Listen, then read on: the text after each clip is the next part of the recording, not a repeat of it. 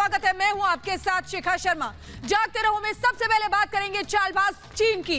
चीन के प्रोपेगेंडा का भारत ने करारा जवाब दिया है। आपको बता दें कि चीन ने कुछ दिनों पहले एक वीडियो जारी किया था जिसमें वो दिखा रहा था कि किस तरीके से गलवान पर उसने अपना झंडा फहराया है, लेकिन उसके इस फरेब का एक सेकंड में खुलासा हो गया। भारतीय सेना ने एक नए साल पर जो वीडियो जारी किया है उसमें साफ साफ पता चल रहा है कि क्या सच है और क्या झूठ है।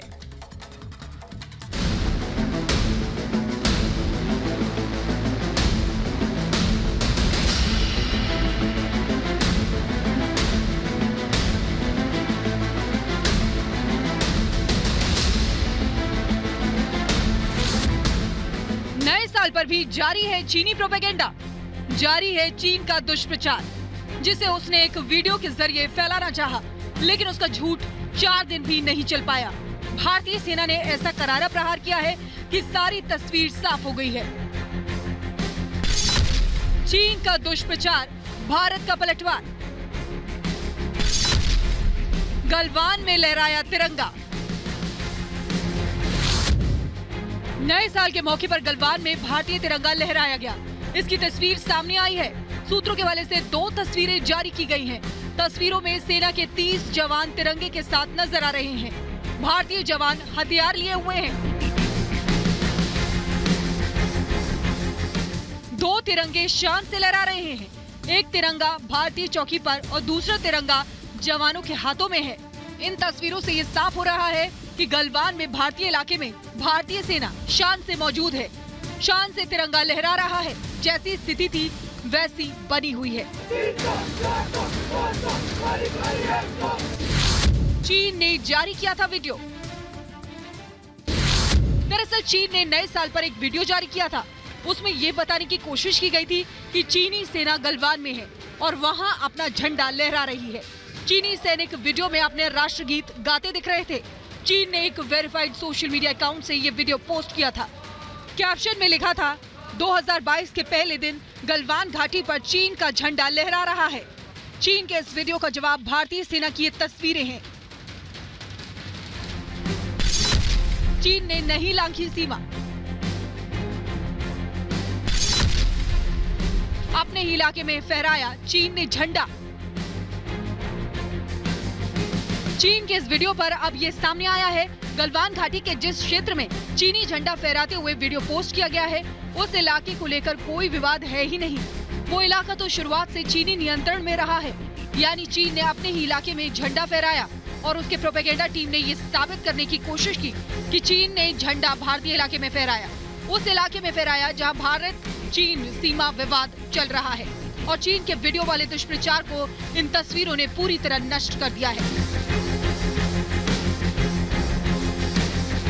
Bureau report, Republic Bharat.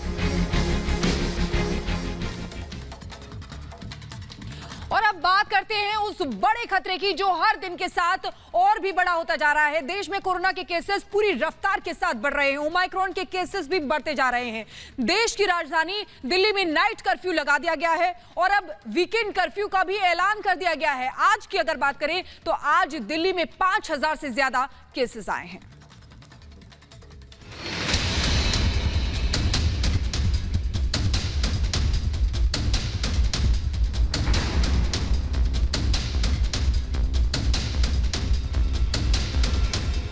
Saturday और संडे को यानी वीकेंड्स पर अब कर्फ्यू रहेगा।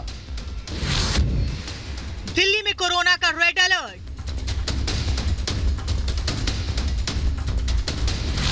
दिल्ली में लगेगा वीकेंड कर्फ्यू।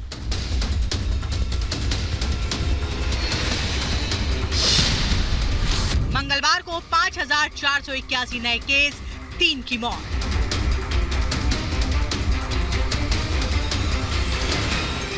देश की राजधानी एक बार फिर कोरोना का केंद्र बनती जा रही है। रोजाना नए मामलों की संख्या बढ़ती जा रही है। पॉजिटिविटी रेट बढ़ता जा रहा है। दिल्ली में मंगलवार को 5481 नए केस आए हैं। 3 लोगों की मौत हो चुकी है। दिल्ली में एक्टिव केस 14,889 है। दिल्ली में पॉजिटिविटी रेट 8.37% हो गई है। दिल्ली में ग्रेडेड रिस्पांस एक्शन प्लान यानी GRAP के मुताबिक 5% से ज्यादा पॉजिटिविटी रेट रेड अलर्ट की कैटेगरी में आता है और फिलहाल ये 8% से ज्यादा हो गया है। फिलहाल दिल्ली में येलो अलर्ट जारी है। इस बीच बढ़ते मामलों को देखते हुए दिल्ली सरकार ने कुछ बड़े फैसले लिए हैं, जिनमें वीकेंड कर्फ्यू भी है। दिल्ली में वीकेंड कर्फ्यू लागू हो गया है। दिल्ली डिजास्टर मैनेजमेंट अथॉरिटी यानी DDMA की बैठक में ये फैसला लिया गया। इसके तहत शनिवार और रविवार को दिल्ली पूरी तरह बंद रहेगी। जरूरी सेवाओं को छोड़कर सभी सरकारी ऑफिस में कर्मचारियों को घर से काम करने को कहा गया है। प्राइवेट ऑफिस 50% क्षमता के साथ काम करेंगे। DDMA की बैठक में सरकार ने कुछ फैसले लिए। उसमें सबसे इम्पोर्टेंट है कि दिल्ली में सैटरडे और संडे को यानी वीकेंड्स पर अब कर्फ्यू रहेगा। तो लोगों से अपील है कि कर्फ्यू के दौरान बाहर ना निकलें, केसेस ना बढ़ें। इसलिए ये भी फैसला लिया गया कि जितने भी गवर्नमेंट ऑफिसेज हैं उनमें एसेंशियल सर्विस वाले ऑफिसेज को छोड़कर सबको अभी दफ्तर आने से मना किया जाएगा। दिल्ली में मंगलवार को पॉजिटिविटी रेट 8.42% दर्ज हुई, जो कि 17 मई 2021 के बाद सबसे ज्यादा है। बड़ी संख्या में मामले ओमाइक्रोन के हैं। इसी के चलते दिल्ली में वीकेंड कर्फ्यू लगाया गया है। दिल्ली में लगातार बढ़ रहे ओमाइक्रॉन के कहर के तहत आज DDMA की बैठक में ये फैसला लिया गया कि दिल्ली में अब से नाइट कर्फ्यू रहेगा, यानी कि शुक्रवार शाम 10 बजे से सोमवार सुबह 5 बजे तक ये नाइट कर्फ्यू रहेगा। इस हफ्ते से ही ये कर्फ्यू जारी होगा। इस फैसले के बारे में बताते हुए दिल्ली के उप मुख्यमंत्री मनीष सिसोदिया ने ये भी कहा कि इमरजेंसी सेवाओं को छोड़कर दिल्ली के जितने भी सरकारी दफ्तर हैं वहाँ पर कर्मचारियों से या तो ऑनलाइन काम कराया जाएगा या फिर वर्क फ्रॉम होम काम कराया जाएगा। प्राइवेट संस्थानों को भी 50% कैपेसिटी के साथ काम करने की मंजूरी दी गई है। एक बड़ा फैसला ये भी लिया गया कि दिल्ली मेट्रो और बसें पूरी क्षमता के साथ चलेंगी, क्योंकि ये देखा जा रहा है कि मेट्रो स्टेशनों और बस अड्डों पर भीड़ बहुत ज्यादा हो जाती थी, जिसके चलते खतरा बढ़ गया था। हालांकि बिना मास्क के यात्रा की अनुमति नहीं होगी। दिल्ली में लगातार बढ़ रहे कोरोना मामलों के मद्देनजर दिल्ली सरकार ने यह फैसला किया था कि दिल्ली में बसें और मेट्रो जो है वो सिर्फ 50% कैपेसिटी के साथ चलेंगे। लेकिन आज हुई DDMA की बैठक में ये महसूस किया गया कि इस फैसले के कारण दिल्ली में बस अड्डों और मेट्रो स्टेशन के बाहर काफ़ी भीड़ जुट रही है, जिसके बाद ये फैसला लिया गया है कि अब बस और मेट्रो पूरी कैपेसिटी के साथ सुचारू रूप से चलेंगी। साथ साथ इस फैसले के बारे में बताते हुए उप मुख्यमंत्री मनीष सिसोदिया ने ये कहा कि किसी भी व्यक्ति को बिना मास्क बस और मेट्रो में एंट्री नहीं दी जाएगी। साथ साथ लोगों को ये कहा गया कि कोरोना के सभी गाइडलाइंस का पालन लोगों को करना होगा। दिल्ली में नाइट कर्फ्यू पहले भी लगाया गया था। येलो अलर्ट कुछ दिनों पहले भी जारी किया गया था। अब बढ़ते मामलों के चलते वीकेंड कर्फ्यू की घोषणा कर दी गई है। हालांकि अभी लॉकडाउन लगाने की बात नहीं की गई है। Bureau report, Republic Bharat. और देश की आर्थिक राजधानी मुंबई भी कोरोना विस्फोट झेल रही है। आज की अगर बात करें तो आज 10,000 से ज्यादा नए केस सामने आए हैं और 2 लोगों की मौत भी हो गई है। अस्पतालों में मरीजों की संख्या लगातार बढ़ती जा रही है और ऐसा माना जा रहा है कि आने वाले समय में लॉकडाउन भी लगाया जा सकता है। आपको बता दें कि गोवा से मुंबई कौटिल्य क्रूज आया, जिसमें कई लोग कोरोना पॉजिटिव पाए गए।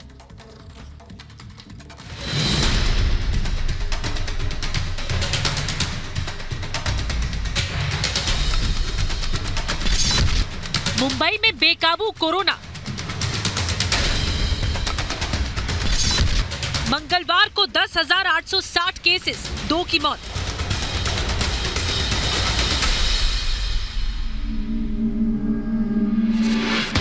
देश की आर्थिक राजधानी में कोरोना बेकाबू होता जा रहा है। रोजाना के जो आंकड़े आ रहे हैं वो डराने वाले हैं। मुंबई में मंगलवार को नए केस का आंकड़ा 10,000 के पार चला गया। मुंबई में 10,860 नए केस आए, 2 लोगों की मौत हो गई। मुंबई में एक्टिव केस 47,476 हो गए। दूसरी लहर में एक दिन में सबसे ज्यादा 11,000 केस आए थे। मुंबई में आज जो है कोरोना केसेस का आंकड़ा 10,000 पार कर चुका है। ये डेवलपमेंट इस समय आ रहा है जहाँ पे हमने ये देखा है कि बेड्स जो है, ऑक्सीजन बेड्स और बाकी जो बेड्स है कोरोना पेशेंट्स के लिए, उसका भी आंकड़ा अब 14% तक पहुँच गया है।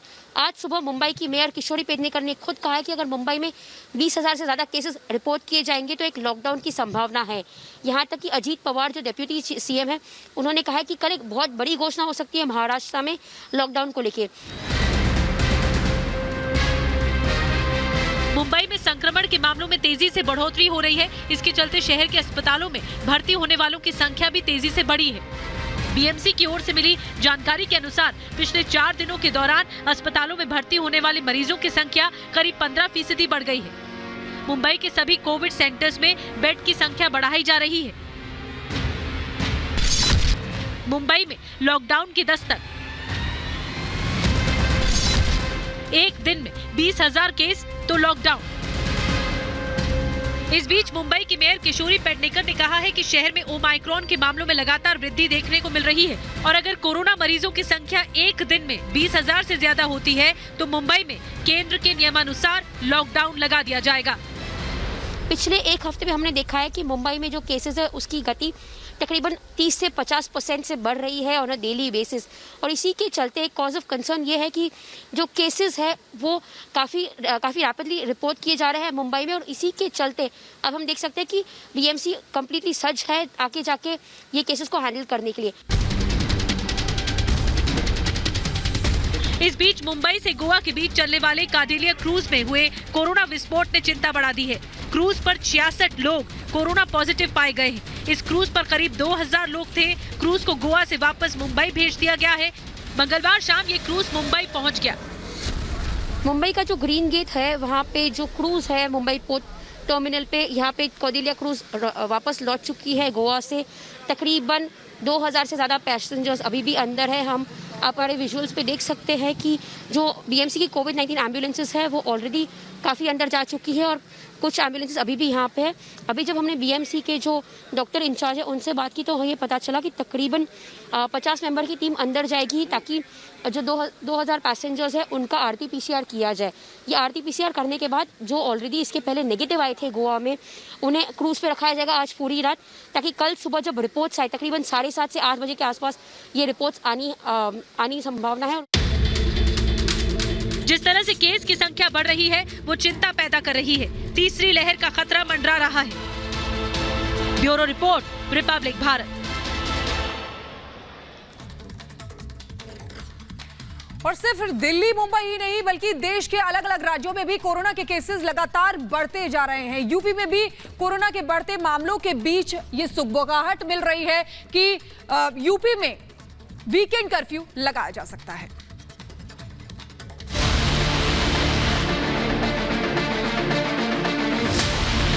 उत्तर प्रदेश में भी कोरोना की रफ्तार तेज हो चली है। राजधानी लखनऊ, गाजियाबाद, नोएडा जैसे शहरों में रोजाना आने वाले केसों की संख्या 100 के पार हो चुकी है। लखनऊ के मेदांता अस्पताल में एक ही दिन में 30 से ज्यादा स्वास्थ्य कर्मी कोरोना पॉजिटिव पाए गए। यूपी में ओमाइक्रॉन के केस भी बढ़ रहे हैं। यूपी में वीकेंड कर्फ्यू की आहट। उत्तर प्रदेश में कोरोना वायरस के बढ़ते मामलों के मद्देनजर सरकार अहम फैसले ले सकती है। दिल्ली में वीकेंड कर्फ्यू के बाद अब यूपी में भी वीकेंड कर्फ्यू की सुगबुगाहट तेज हो गई है। माना जा रहा है कि चुनावी रैलियों के बीच नाइट कर्फ्यू के बाद प्रदेश में वीकेंड कर्फ्यू भी लागू किया जा सकता है। देश भर में कोरोना के बढ़ते कहर ने अब लोगों को परेशान करना शुरू कर दिया है, क्योंकि लखनऊ के मेदांता में 30 पॉजिटिव मरीज एक साथ सामने आए हैं, जिसने अब चुनौतियां और परेशानियां बढ़ा दी हैं। सिर्फ और सिर्फ लखनऊ ही नहीं, नोएडा का अगर जिक्र करें, गाजियाबाद का जिक्र करें, तो यहां पर भी कोरोना के आंकड़े लगातार बढ़ते जा रहे हैं, जो अब आम जनता को परेशान कर रहे हैं। लेकिन हम तस्वीरें भी आपको दिखाना चाहेंगे। यहाँ पे कई लोग ऐसे हैं जो अभी भी कोरोना के उन तमाम नियमों की धज्जियां उड़ाते हुए नजर आ रहे हैं, या फिर यूं कहें कि बिना मास्क के आम लोगों के बीच जा रहे हैं। ऐसे में कोरोना का संक्रमण अब लगातार बढ़ने का खतरा फैलता जा रहा है। हालांकि दिल्ली के अंदर वीकेंड कर्फ्यू का जिक्र किया गया है, दिल्ली में वीकेंड कर्फ्यू लगाया गया है। कहा यह जा रहा है कि उत्तर प्रदेश के अंदर भी वीकेंड कर्फ्यू पर विचार किया जा रहा है। लेकिन क्या यूपी सरकार कोरोना के बढ़ते मामलों को कंट्रोल में करने के लिए वीकेंड कर्फ्यू लगाएगी, इसके लिए थोड़ा सा इंतजार करना होगा। आपको देश के दूसरे राज्यों का हाल भी बताते हैं। महाराष्ट्र में 18,466 नए केस सामने आए और 20 लोगों की मौत हो गई। पश्चिम बंगाल में आज 9,073 नए केस आए, 16 लोगों की मौत हो गई। गुजरात में 2,265 नए केस आए और 2 लोगों की मौत हो गई। केरल में 3,640 नए केस और 30 लोगों की मौत हो गई। कर्नाटक में 2,469 नए केस और 4 लोगों की मौत हो गई। देश में ओमाइक्रॉन संक्रमण भी तेजी से सामने आ रहा है, इसलिए लगातार अपील की जा रही है कि मास्क लगाएं, बिना जरूरत बाहर नहीं निकलें। Bureau report, Republic Bharat.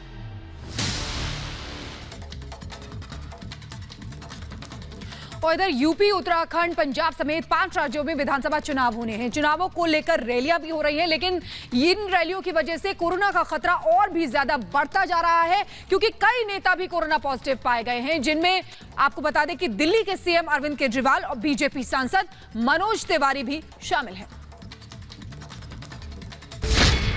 Arvind Kejriwal corona संक्रमित। कोरोना की तेज होती रफ्तार के बीच दिल्ली के मुख्यमंत्री अरविंद केजरीवाल कोरोना पॉजिटिव पाए गए हैं। इसकी जानकारी केजरीवाल ने खुद ट्वीट करके दी। केजरीवाल को हल्के लक्षण हैं, फिलहाल वो घर पर ही आइसोलेट हो गए हैं। उनमें कोरोना का नया वेरिएंट ओमाइक्रॉन का संक्रमण है या नहीं, इसका पता जीनोम सीक्वेंसिंग के बाद ही सामने आएगा। केजरीवाल ने हाल ही में पंजाब, उत्तराखंड और यूपी में भी चुनावी रैलियां की हैं। संक्रमित होने से एक ही दिन पहले यानी सोमवार को केजरीवाल ने देहरादून में चुनावी रैली की थी। इसके चलते केजरीवाल ने खुद ही लोगों से अपील की है कि पिछले कुछ दिनों में जो भी उनके संपर्क में आया वो अपनी जांच करवाए और खुद को आइसोलेट कर ले। मनोज तिवारी कोरोना संक्रमित। बीजेपी सांसद मनोज तिवारी भी कोरोना संक्रमित हो गए हैं। इसकी जानकारी उन्होंने ट्वीट करके दी। उन्होंने बताया कि उन्हें 2 जनवरी की रात से ही हल्का बुखार और जुकाम था। इसके बाद अब उन्होंने कोरोना टेस्ट किया तो रिजल्ट पॉजिटिव आया। मनोज तिवारी दूसरी बार कोविड-19 की जांच में संक्रमित मिले हैं। इससे पहले अप्रैल 2021 में कोरोना वायरस महामारी की दूसरी लहर के दौरान भी वो संक्रमित पाए गए थे। बाबुल सुप्रियो कोरोना संक्रमित। पश्चिम बंगाल में तेजी से फैलते संक्रमण ने राज्य की सत्ताधारी पार्टी टीएमसी के नेता और पूर्व केंद्रीय मंत्री बाबुल सुप्रियो को भी चपेट में ले लिया है। बाबुल सुप्रियो ने जानकारी दी है कि उनके साथ उनकी पत्नी और कुछ स्टाफ कोरोना पॉजिटिव पाए गए हैं। रणदीप सुरजेवाला कोरोना संक्रमित। कांग्रेस महासचिव रणदीप सुरजेवाला ने मंगलवार को कहा कि वो कोरोना संक्रमित हो गए हैं। उन्होंने पिछले 24 घंटे के दौरान उनके संपर्क में आए लोगों से जांच कराने और जरूरी सावधानियां बरतने की अपील की है। Bureau report, Republic Bharat. और कोरोना ने दुनिया को परेशान कर रखा है। इसके ओमाइक्रॉन वेरिएंट के चलते पूरी दुनिया में केसेस बहुत तेजी से बढ़ रहे हैं। इसी बीच आपको बता दें कि फ्रांस से एक परेशान करने वाली खबर सामने आई है, क्योंकि यहां पर एक नया वेरिएंट मिला है। इसका नाम फिलहाल IHU वेरिएंट रखा गया है।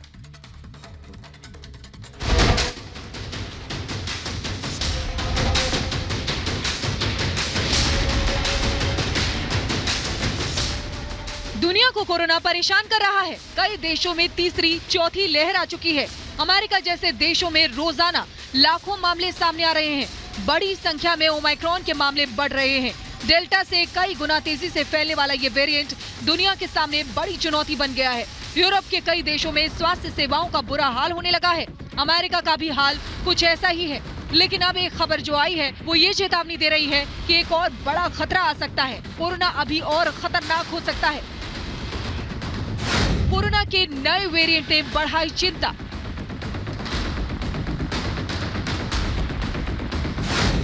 फ्रांस में मिला IHU वेरिएंट।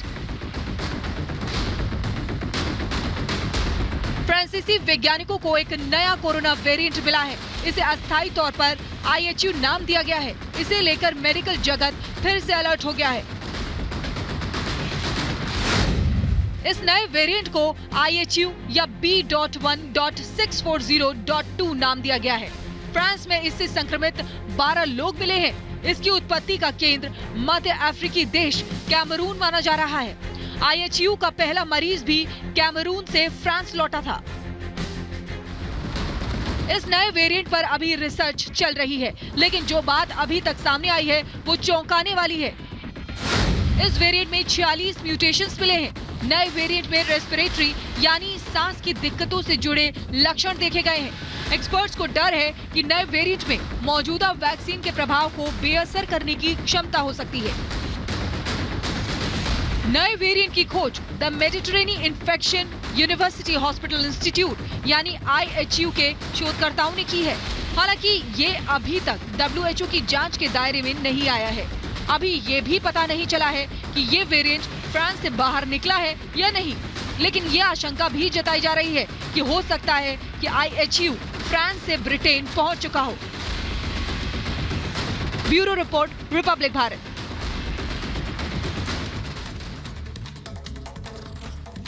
और अब बात करेंगे आयकर विभाग के छापों की। कानपुर से लेकर कन्नौज तक इत्र कारोबारियों के यहाँ आयकर विभाग के छापे पड़ रहे हैं। और अब यूपी के नोएडा में एक नामी बिल्डर जो है वो आयकर विभाग के निशाने पर है। आपको बता दें कि बिल्डर विजय चौधरी के एस ग्रुप पर छापा पड़ा है।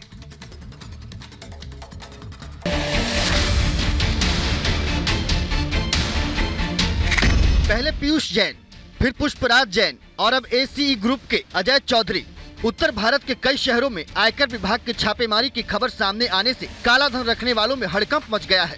यूपी के कानपुर और कन्नौज में इत्र कारोबारियों के खिलाफ छापेमारी के बाद अब आयकर विभाग की टीम नोएडा के एक बड़े बिल्डर के कई ठिकानों पर छापेमारी कर रही है। हम इस वक्त नोएडा के सेक्टर 126 में हैं, जहां पर एस ग्रुप, एस बिल्डर्स, ये उसका कॉरपोरेट का दफ्तर है। और यहीं पर सुबह 7:20 पर 16 सदस्यीय इनकम टैक्स की टीम आई थी और वो सुबह 7:30 बजे से लगातार यहाँ पर रेड डाल रहे हैं। यहाँ पर जो तमाम कंपनी के जो कर्मचारी हैं उन सभी के मोबाइल्स वगैरह जब्त कर लिए गए थे और लगातार कंप्यूटर्स, लैपटॉप और जितने भी IT से संबंधित दस्तावेज हैं उन सब की जांच की जा रही है। अभी कुछ देर पहले ही यहाँ पर एक बड़ी गाड़ी से लगभग 15-16 गद्दे और तकिए यहाँ पर आए हैं। इसका मतलब सीधे तौर पर है कि यहाँ पर अब रात को रुकने वाले हैं जो तमाम इनकम टैक्स के अधिकारी आए हुए हैं। इसका मतलब यह है कि ये जो रेड है ये अब लंबी चलने वाली है।